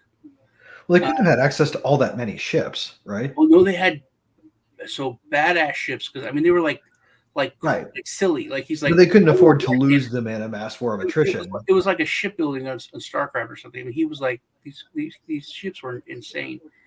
And then so then a couple of years later, no. So his vice president, because he stopped and started paying the tribute, ran against him, and he was best friends with Hamilton. So Hamilton's like, dude, we gotta kill these pirates. So he wins with a landslide, and he goes to that's right. He pulled back before the land war. Yeah. So this guy goes to Congress, and he can send the Navy there, but he can't start a war. Congress has to start a war. So he's like, I have an idea. Fill one ship up with a bunch of gifts from Tripoli, and send them. For the Pasha, who has threatened us and told us that he was going to, take our ships, and go ahead and make sure that it's properly defended. Send all the ships with it to protect it. So he sends the Navy up there to attack him, and he tells them that they can attack any ship that attacks them. No. They can attack anyone that they think might attack them. So they don't have to attack them, but if they think they're going to attack them, they can fight. So they go up there, but then he thinks about it. He goes, wait a minute, what if they don't attack? Then this Pasha guy's going to get all this money and these presents that I sent. So he sends a letter that gets there first that tells them, hey, man, we got the shipment coming. Yeah, we're going to kill you. We're not going to pay you tribute. You suck, and your mom's ugly. So by the time the convoy arrives of our ships, they think they've already declared war. It just hasn't gotten out yet. So they attack. So then our Navy just beats the crap out of all of them. But they need ground forces. So the president goes back to Congress like, hey, they attacked us. We're just bringing them some presents, man. They're crazy. And Congress is like, yes, we need a military. So they that's when they charter and make the Marines. And they say the president has total control over Marines. I don't know if you knew that. It's the only branch of service that the president can absolutely control without Congress. They're like, you have this military now that you can utilize without having to go to Congress. Split decisions so it won't get bogged down and with us. And they're inside the Navy. You've got this called the Marines. Yeah. So that's one of the reasons why they're hooked to it. So then it's a really interesting, thing. But like 8 Marines. Then they go get a bunch of Greek mercenaries, and they overthrow the all CIA shit. This is the beginning of it. They're like, hey, the Pasha's brother or cousin or something is over in Egypt. He's deposed, but he's the real ruler. He's the rightful heir. So these like 8 guys land in Egypt, and they go into this dude, and they're like, hey, man, we want to overthrow your cousin. So, you want to take over, you'll be, friends with us. Sure. So he's got 500 guys that are loyal to him. So then they go and they hire like 500 Greek mercenaries, and they go and take the city of Derma, I think. And then they send a letter to the Pasha, like, hey, we have the city. Oh, that's right. The whole reason was because this Pasha, they got one of our ships, and it was so huge and powerful that they just parked it in their harbor and used it as artillery city because there were so many cannons on it. And this first thing that the Marines do is they slip onto the ship, but it's all messed up from the battle, and it's like a permanent structure. They were going to steal it. They go on to kill everybody, and then they're going to steal a ship, but it's so messed up that they burn it to the ground. They're like, we can't have it. No one can have it. They burn it. Then they go get this other guy. They come and take Derma.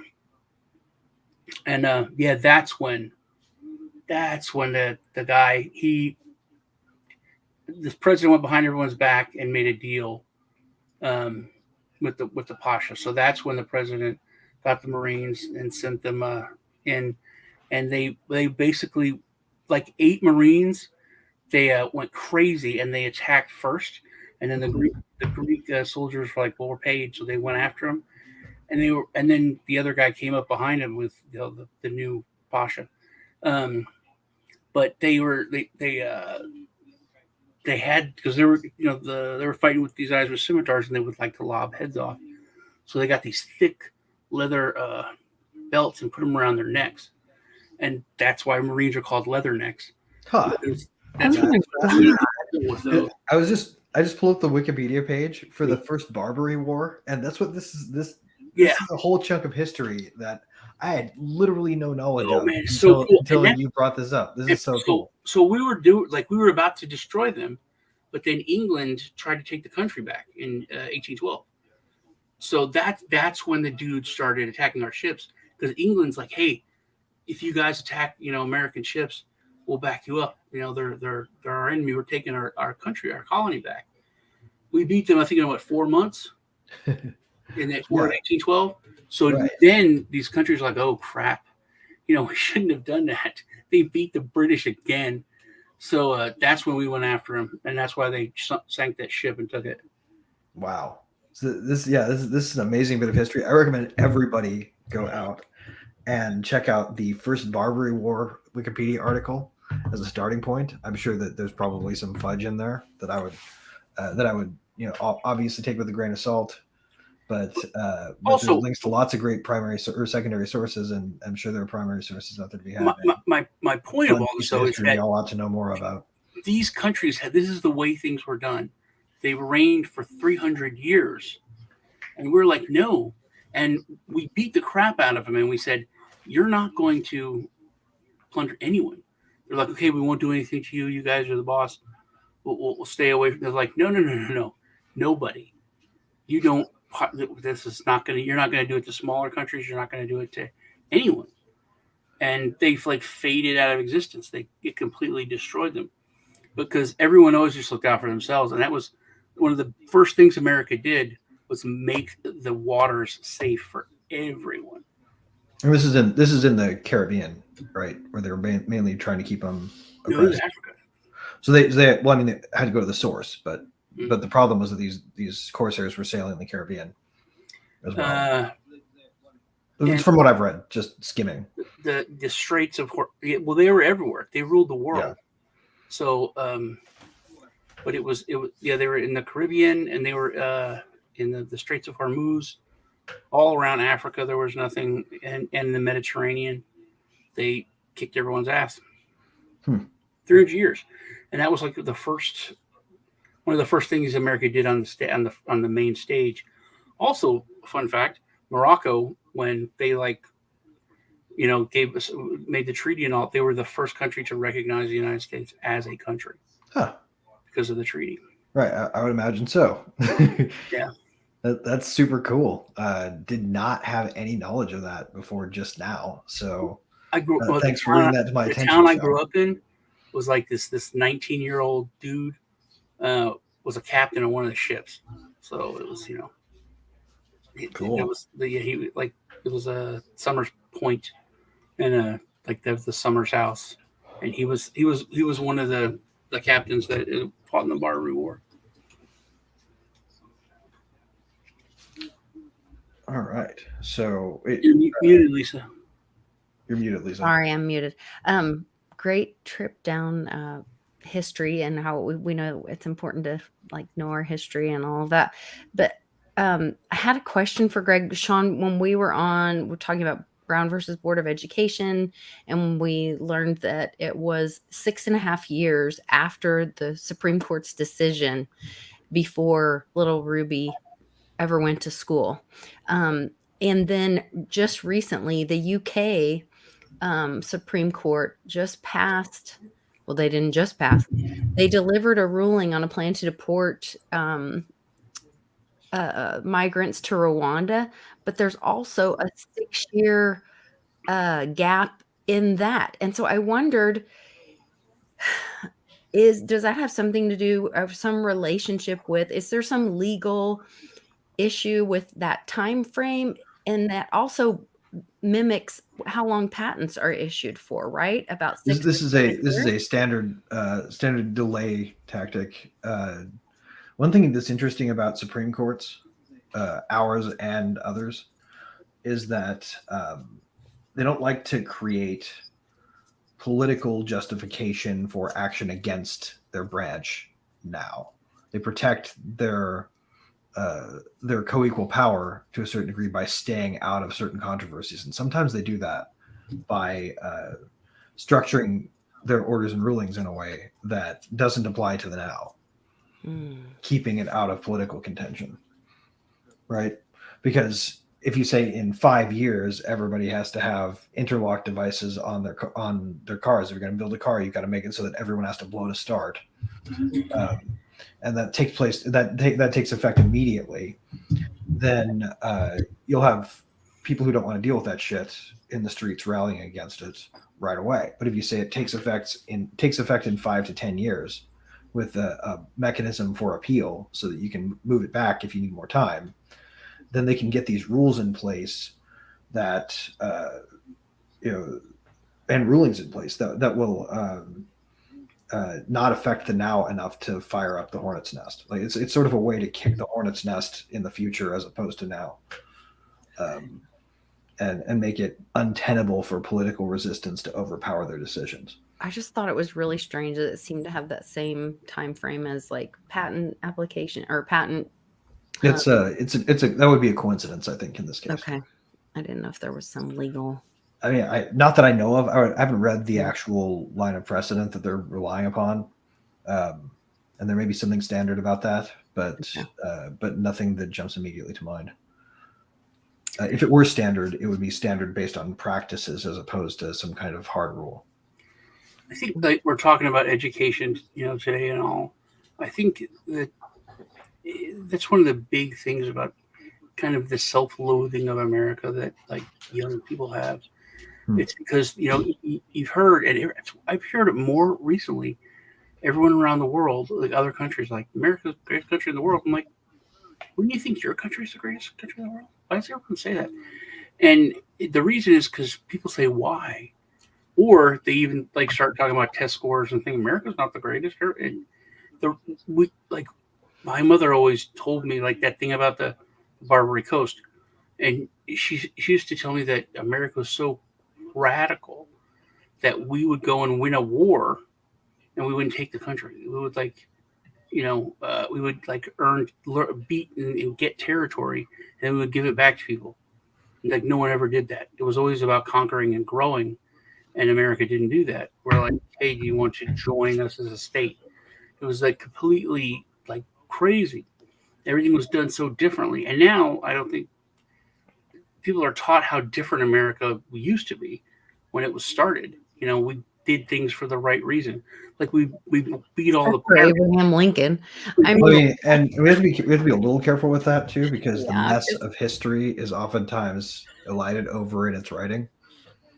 There was probably a lot of cruft and bureaucratic nonsense and bullshit and wrong turns and blind alleys back then too. And only in hindsight can we see that the path we went on was the path we went on.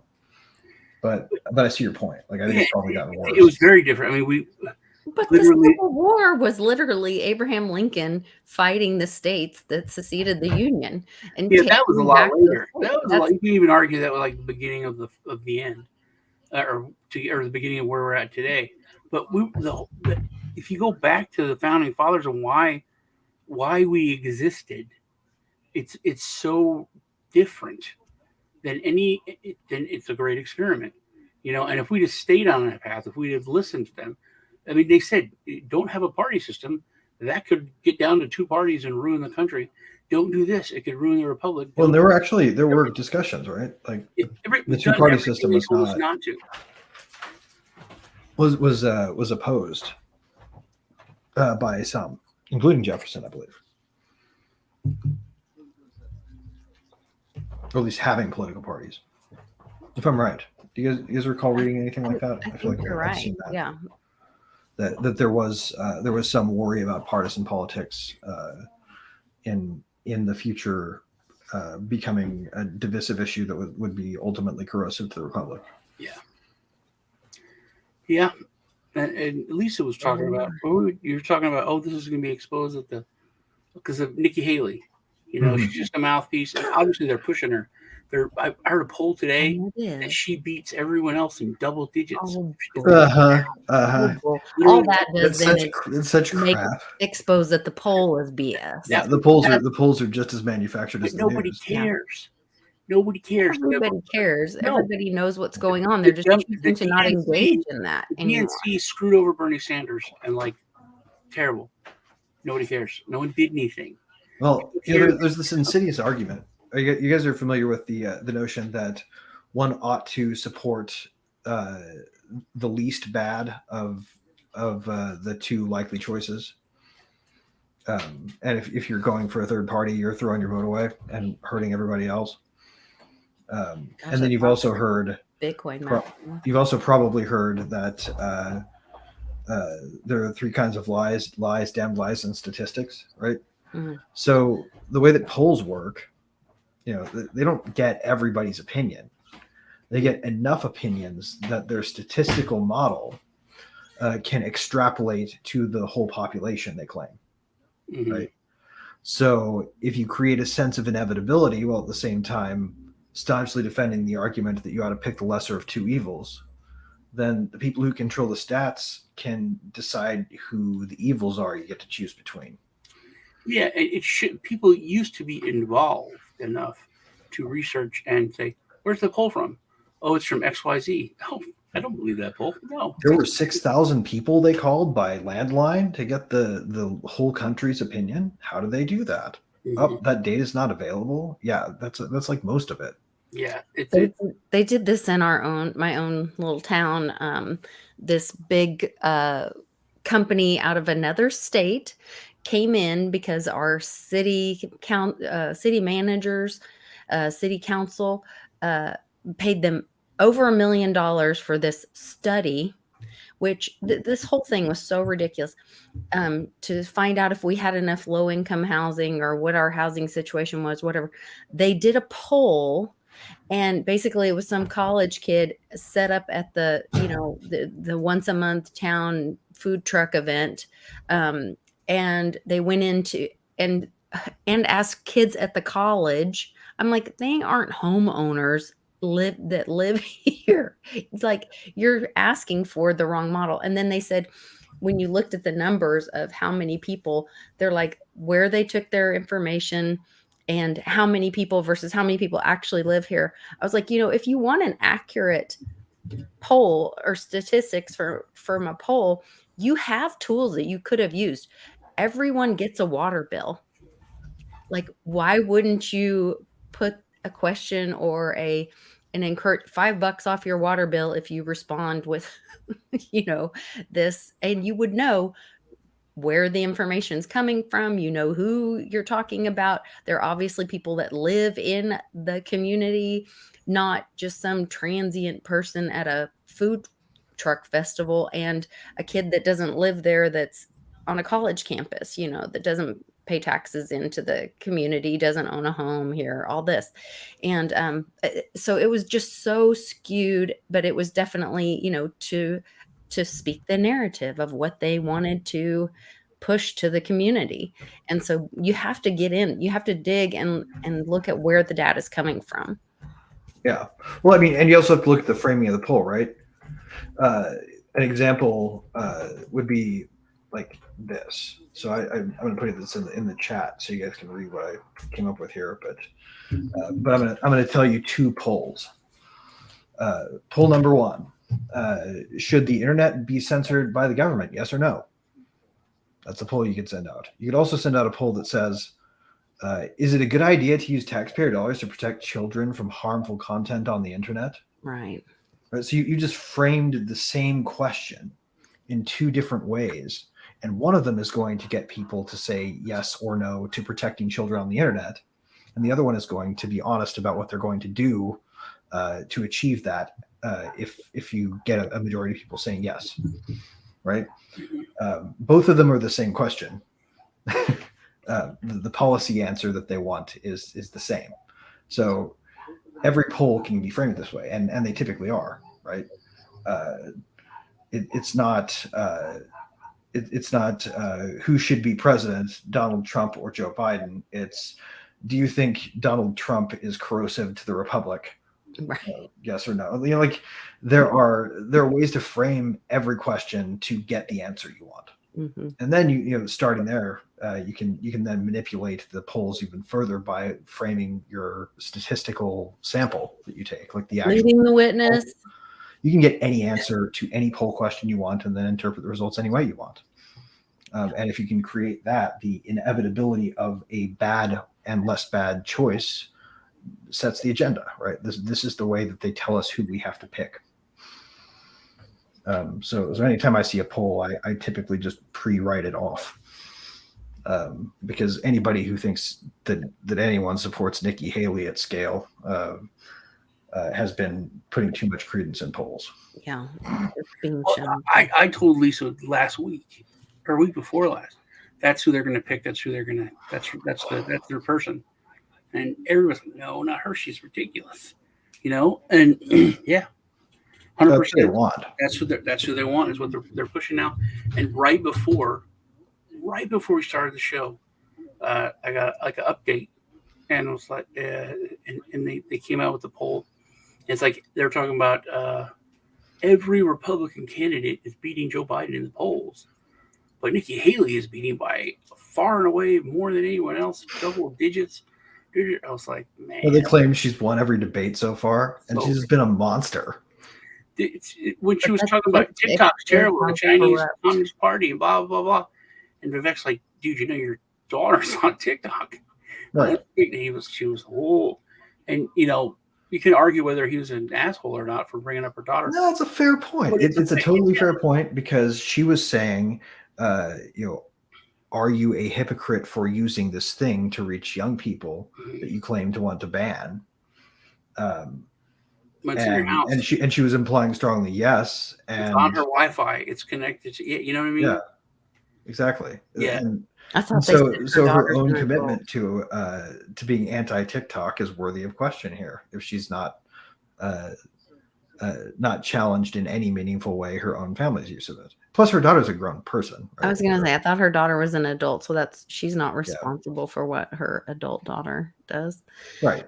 But her daughter supports her on TikTok is the thing, right? Like, so she has a TikTok presence, just not directly. Yeah. I think it's all just to expose that. It's like, who the fuck is? The I feel right like is YouTube the just same thinks as that the TikTok left. is successful, and that's where all this is coming from. You know, like they bowed to the censorship machine, and now they're getting their favors back. Because there's no difference between TikTok and YouTube Shorts. Well, I guess YouTube Shorts is under the firm control of the censorship arm of the government, but TikTok's offering to be censored in exchange for them backing off. So this is why we need blockchain-powered social media. There needs to be a decentralized version of short videos. I think what really flipped their lid right now is if Elon Musk brought back Vine. Oh wow, I remember. Nikki Haley surges. She's surging in polls. Trump has flatlined, and DeSantis is falling. Yeah. I just saw a notification pop up just the opposite. So I mean, it once again, the stats can say whatever you want them to say. It's just trying to get people to wake up and critically think for themselves. Don't be told what to think. You know, think for yourself. Well, I don't think anybody believes the media anymore when they say stuff like that. Well, and that's that Vivek, you know, I'm sure he's a puppet and is told what to say or whatever, and he's part of and playing his part. And I think he's doing a great job and it's helping people wake up. But he was calling out the media and saying, you know, you believed in and pushed the Russia when you knew it was wrong, you knew it was a lie. And then they wouldn't answer the question and all that at the debates. And so, I mean, he's still, I mean, but he's still like not perfect either, right? Like the dude's still calling for the piking of heads of the right. He's the just people playing his role. who invaded Israel and did all those people are dead. We already got them, right? The attackers, they're gone. The people who sent them may be still alive. To me, this should have been handled with a precise action. This should have been special forces, not the raising of a city. But setting that aside, Ramaswamy is also for like banning certain things on the internet from U.S. citizens using them. Like, I have not very much love for anybody who wants to use federal muscle on citizens, and there's nobody in the Republican field besides Trump that is saying anything else, right? Right. If you're in Texas, though, you should vote for Brandon Herrera for Congress. You can go to BrandonHerrera.com, BrandonHerreraForCongress.com, and check him out. Think for yourself. Yep. And if you're really bold, don't vote at all. Period. That's a really good answer. It's my answer.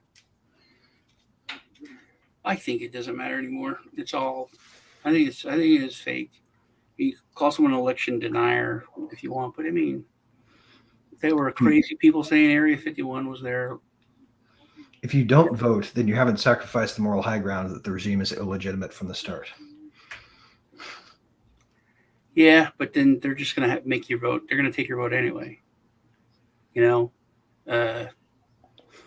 Well, I mean, I just did a video where it was exposed that in the Italian government, there's Yeah, testimony. but if it was that exposed, people would be arrested. Things happen. So it's not. It has been. Okay, you know, and I know, but they don't know. America doesn't know. Nobody Doesn't knows. mean that they don't have to know It's till like it's safe and the right time to know. a bunch of people don't know how to write in cursive. You know, and that's No. it. It's think for themselves. people don't know. They don't know. You know, everyone on Facebook doesn't know. Your friends don't know. They don't know. Well, fuck, we don't know, right? No, we know. I literally didn't know about a whole slice of American history until we started off this current event section. How much of history am I blind to? Well, Is a question that I can ask and can't literally, Lisa's right. The Italian Secret Service, like, they did an investigation because there was like weird things that they all Leonardo. this time, and they came out and said, "Oh my God, we work with the There's a CIA coup. consulate. Yeah. We need to use our satellites, and they mess with this election." Mhm. But No, I mean, I haven't been able to take the time to read about that. If anybody will send me information, I'll see, Send Greg you my didn't little know. 4-minute video. Greg's awake as hell. So nobody knows because they don't want anyone to know. It's a coup on America, and they have the proof of it. There's testimony. They were trying to keep a guy alive, literally, to be able to come testify. They were able to. It's all. I mean, there's a lady, Maria. I can't remember her last name. That explains it all. But on my channel, I have like a 24-minute video that shows the testimony, shows what happened with the satellites out of the U.S. Embassy in Rome. And the servers were in Germany. But it talks about the whole thing. And when did this come, like, specific to your head? Tuesday. Tuesday. That's right. Tuesday Okay, or Wednesday. I'm not sure. So is anybody familiar? Did we talk about this last week on the show, or did we talk about this privately in the channel? Because like, I don't know if I've mentioned this yet to anyone, but anyone publicly, but who's familiar with what is known as the Doomsday Plane? Yeah. Yeah. It was flying Boeing E4 over Rome that day. Yeah. It was actually, it disappeared from transponder. That's right. You brought that up when we were talking about it. You did. Yeah. I remember that. I think I sent it. Maybe I sent it in our chat. Yeah, it's and then tricky Greg that thing was in the sky down there. I was wondering what it was doing. It came out while we were doing the show, and Lisa like saw it, and then after the show, she's like, "Oh, I just read that what's happening." Okay. Yeah. Yeah. So I was all ready for So it was Friday and the weekend. Here we go, and nothing. Last Thursday. I was telling people, they're like, "What are you talking about?" Well, it might take a minute to make sure everything's in place and arrest everybody. I mean, I think this all happened a long time ago, to be totally honest. But I'll play along for the movie if that's what we're supposed to do. I'm going to do some independent research on it for what it's worth. Oh, Doomsday landing at hold on, I just got a thing. Landing at a home base. Flights and call signs. So the Doomsday Plan has just landed at home base, which is, where is this? Omaha? Outside of Omaha? Yeah, they keep them in Omaha. Oh, okay. So just landed. So Vivek was talking about shutting down the FBI, and he made this point, which blew my mind, that there's like 22,000 employees in the FBI, and 20,000 of them are in one place, in Washington, in the FBI building. And he was on Bill Maher. Bill Maher was high, of course. And then he's like, "How big is that building, dude?" And he was like, "It's one of the biggest buildings in the world. It holds 20,000 people. There's only like 1,900 FBI agents. And all the rest of the 20-some thousand are all just, government bloat." So do you know what the FBI is in Congress doing now? What are they doing right now? They're requesting a new building. Huh. So it was already one of the biggest buildings in the world, or You know, we could harvest probably enough rare earth metals to I was build gonna say, to build out the battery supply for the entire planet. that has to, If we just took down the mass surveillance storage servers. that are in that building. Oh yeah, I mean, Yeah. I wonder That's how like many new buildings. dead Chinese kids there are in rare earth Oh metals God. there.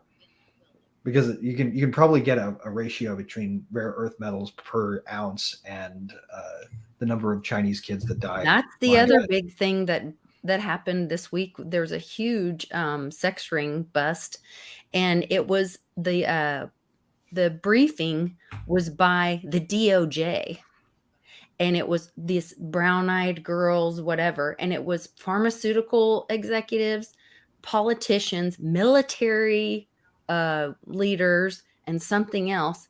And it's basically these high-end Asian women that were being prostituted for this club for these elites. And when usually when sex rings get busted or when this kind of stuff happens, you guys, I don't know if you remember what the sheriff in Florida was doing all those press. I was about to bring up the sheriff in Florida. Yeah, and he was showing Pikachu and he was talking about the busts and all that stuff. Usually that is handled through the sheriff, maybe even a local DA or something like that.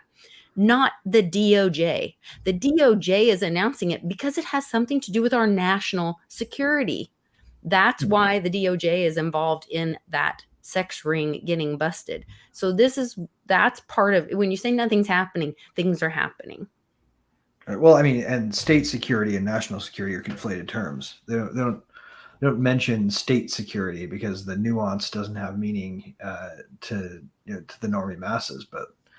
But when they're talking national security, oftentimes they're talking state security and conflating the two. Because one, people don't know what the difference is, and two, they don't want people to know what the difference is, right?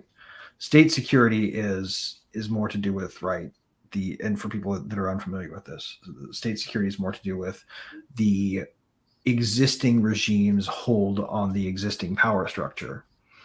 The USA Inc. Right. Damaging that in any way is basically discrediting or exposing the misdeeds of anybody who currently controls the state. Right. So the way that they'll say it is it's a matter of national security, when in reality what they mean is like exposing the corruption and criminal activity of somebody who's currently in power is going to hurt the state because the state will be less capable of acting if people don't trust this person. So therefore, national security. Right? I don't care about the fact that people will confuse that to mean, oh, there could be an attack on us by some foreign power if we don't protect this. No, they're more worried about making sure that state security and national security are permanently conflated. Right? Interesting. So it is all the word salad that's used against we the people that Obama made it legal. I guess. Oh, they bore us into compliance for the most part. Oh, am I? You are frozen. You are frozen. You guys look frozen to me, but I assume you're not. So, no. And my clock's not ticking. I'm gonna hit refresh. It may dump me out. I'm sure I'll be right back. Okay. Yeah, that was weird. I'm sure. I'm sure as he's explaining the difference in state and national security, and then he freezes magically. Don't worry, Nikki's watching, and we're all safe. And we know who is doing it because our real names are next to our avatars. But what's her real name?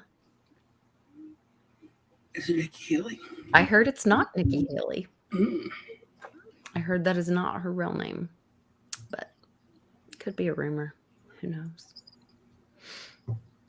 Who knows? Who knows?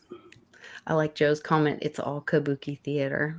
It is all kabuki theater. Has to be coming down though soon, right? I'm done with it. I'm ready for a good Christmas. I'm ready for some great movies and some time with the family, some enlightenment, great fire. I'm ready for all of it. Yeah, the Congress, congressional testimony. Oh, did you see Mark Mullins telling him, how big a boy are you? Come over here and kick my butt, stand up. No. That was awesome. They were in little Bernie, what's his name? Oh God, little creepy old man was like, "Sit down. You're a U.S. senator.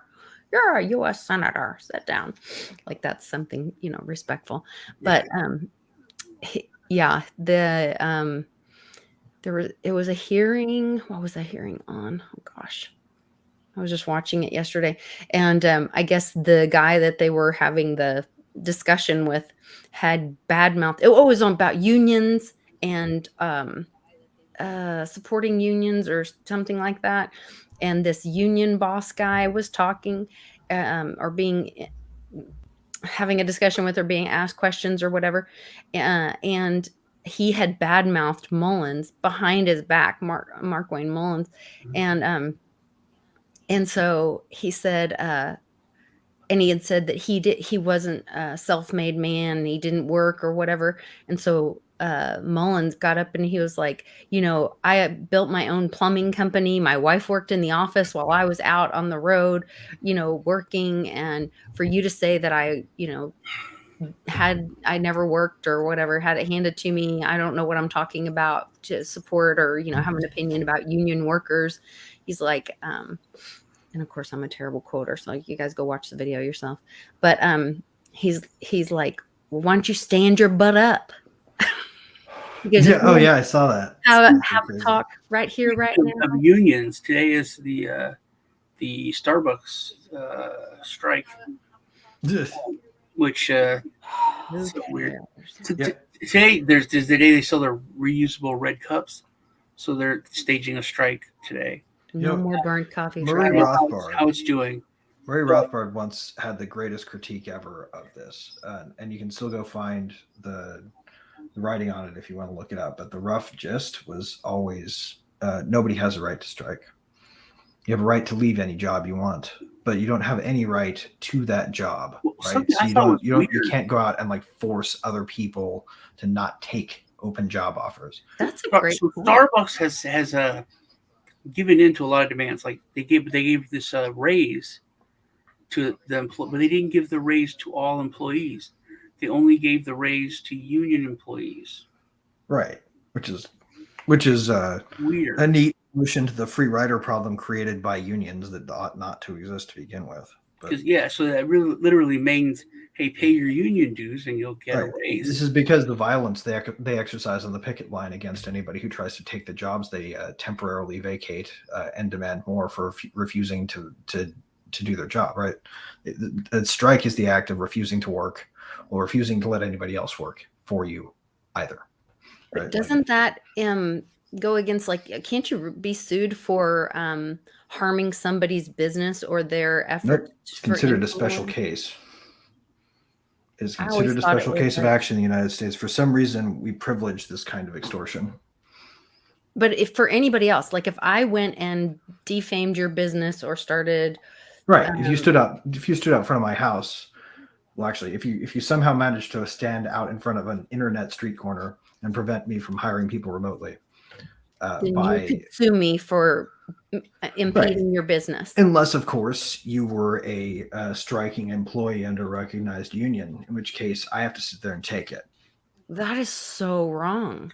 Yeah, this when I was real young, I had to go pay my electricity bill in the office, and the woman in the electricity company, this old, just evil woman, and like she would turn off my electricity for anything, and then I have to pay charge. And it wasn't even the company, but it was this woman, and I was like, "Why are you just so terrible?"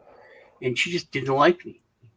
And I was like, you know what? I'm going to come in. Oh, no, I paid my bill, right? It was like something in 58 cents, and she was counting. I was like, it's 3 pennies, and it's like, you can see it. Why are you counting it? She goes, I have to count it. I said, really?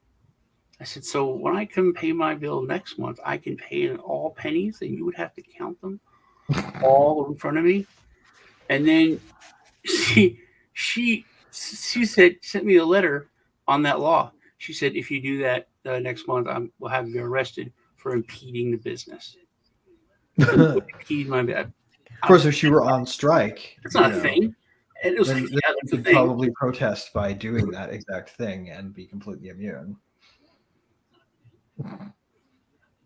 Yeah. Insane. Completely insane. Yeah. Time to opt out, guys. Time to say enough. Yeah, absolutely. And I know unions seem like a feel-good thing, and it's really hard to stand up against them. So if you're not on board with my So does critique, communism. If you if think you're not on board with my critique, I'm happy to discuss it further. If you are on board with my critique and you also feel that it's difficult to speak up about, the only real answer is you just sort of have to do it. You have to you have to refine your arguments. Well, I understand what you're going to Greg, argue. it depends on the time.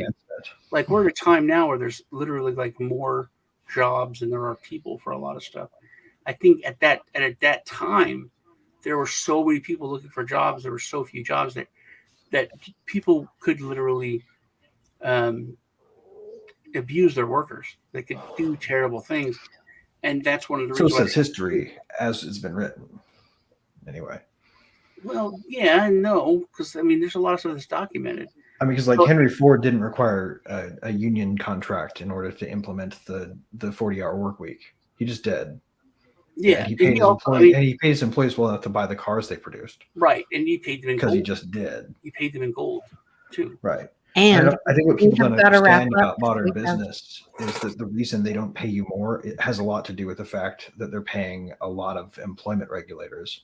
More money than quotes, they can.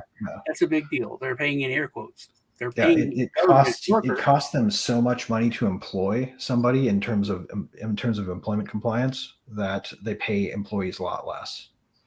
So the more control you try to impose from external factors, like government support for unions, for example, the more paperwork you create. Costs money that takes money out of your pocket. We didn't even go over Z and Biden meeting. Yeah, but we have like less than 2 minutes. Yep, we got to wrap up here. Yeah, we know what we can do. We can all opt out. We can do what I Am for I Am is saying. We can vote with our wallets. That's what changed Bud Light's mind, and we can do the same at Starbucks or anywhere else. So Liberty Safe, yeah. You guys next week.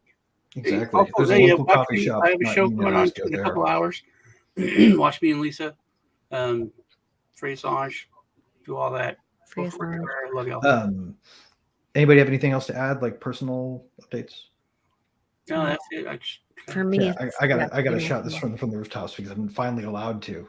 We are involved in the Decentralized Infrastructure Network project with Consensus and Infura and a whole bunch of other like big players, but a whole bunch of small ones too. 18 independent projects that are little guys like us that build great tech. And you're going to probably see this misframed as a story about Infura pairing up with Microsoft and Tencent to decentralize the internet, or decentralized infrastructure, right? That's not the right characterization. Most of the work is being done by people who are building open source with small projects. This is a legit move towards decentralizing infrastructure. And once we pull it off, there will no longer be a way to point guns at infrastructure providers to take things off the Web3 ecosystem. It will free up creators to not follow the permission culture around technology. Amanda's yelling at her screen, I'm sure. And we can all go to Mars. All right. Love y'all. Bye. Bye.